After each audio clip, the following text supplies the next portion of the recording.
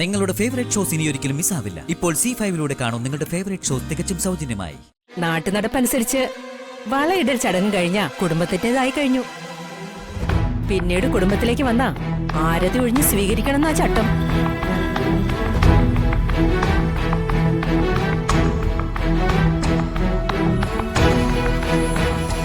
എടാ മോനെ, മരുമോള് വന്ന് കണ്ടില്ലേ? മുത്തശ്ശനെ കൂട്ടി വന്നത് കല്യാണത്തിന് നേരം കുറിപ്പിക്കാനായിരിക്കും അല്ലേ? അതിനല്ല സ്വർണ്ണമേ ഞങ്ങൾ വന്നത്. നിങ്ങളുടെ ബലമായ വീട്ടിൽ വന്നെന്ന് കരുതി അതെങ്ങനെ കല്യാണം ഉറപ്പിക്കലാവും? വാങ്ങിയ കടം തീർക്കാൻ ഈ കൊച്ചിന്റെ ജീവിതം ബലി കൊടുക്കണമെന്നാ ഞങ്ങളുടെ തീരുമാനം. തരാനുള്ള പൈസയ്ക്ക് പകരം ഞങ്ങൾക്ക് ആകെയുള്ള കിടപ്പാടും ആ 9 സെന്റ് സ്ഥലവും നിങ്ങൾക്ക് തന്നേക്കാം. നല്ല കാര്യമായി പോയി. ഈ കാട്ടിനകത്ത് 9 സെന്റ് സ്ഥലവും തീപ്പെട്ടിക്കൂട് പോലുള്ളൊരു വീടും എല്ലാം കൂടി പെറുക്കി കൂട്ടി വിറ്റാലും കഷ്ടിച്ചൊരു 5 ലക്ഷം രൂപ പോലും തികയത്തില്ല. എനിക്ക് കിട്ടാനുള്ളത് 11 ലക്ഷം രൂപയാണ്. മുറപ്രകാരം വളയിട്ട് കഴിഞ്ഞാലേ ഇവള് ഭദ്രന്റെ പെണ്ണായി കഴിഞ്ഞു. എന്റെ സമ്മതപ്രകാരം അല്ലല്ലോ അന്നങ്ങനെ നടന്നത്.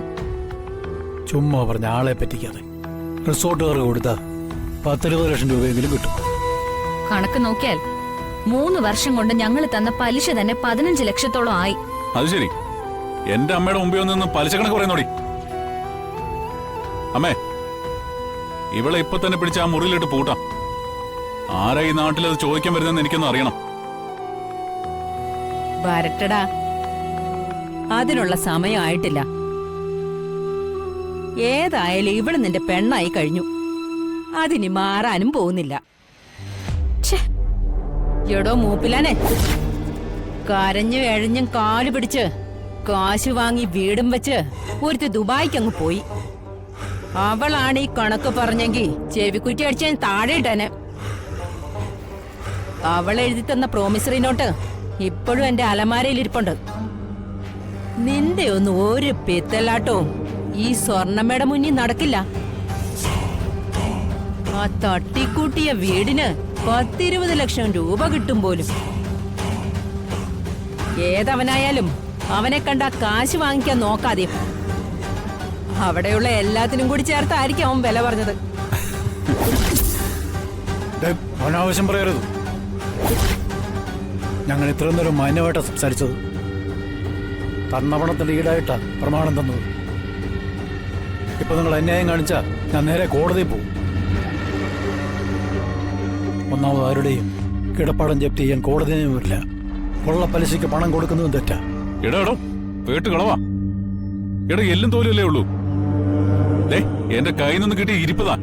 ഇതിനുള്ള മറുപടിയൊന്നും എനിക്ക് പറയാൻ അറിയാൻ കഴിഞ്ഞിട്ടല്ല. തൽക്കാലം ഞങ്ങൾ പോവുക. എടോ തന്നെ കാണുന്നു. വേണ്ട, പൊയ്ക്കോട്ടെ. എവിടെ വരെ പോകുന്നു നമുക്കൊന്ന് കാണാലോ. അമ്മേ, പ്രമാണം രജിസ്റ്റർ ചെയ്തിട്ട് കൂടുതലൊന്നും ഇറക്കി വിടണ ഇവറ്റകളെ. പോകാൻ വേറെ വഴിയില്ലാതെ നമ്മുടെ കാൽ പിടിക്കാൻ വരും. അന്നേരം വേണം നമ്മൾ ആരാണെന്ന് കാണിച്ചു കൊടുക്കാൻ.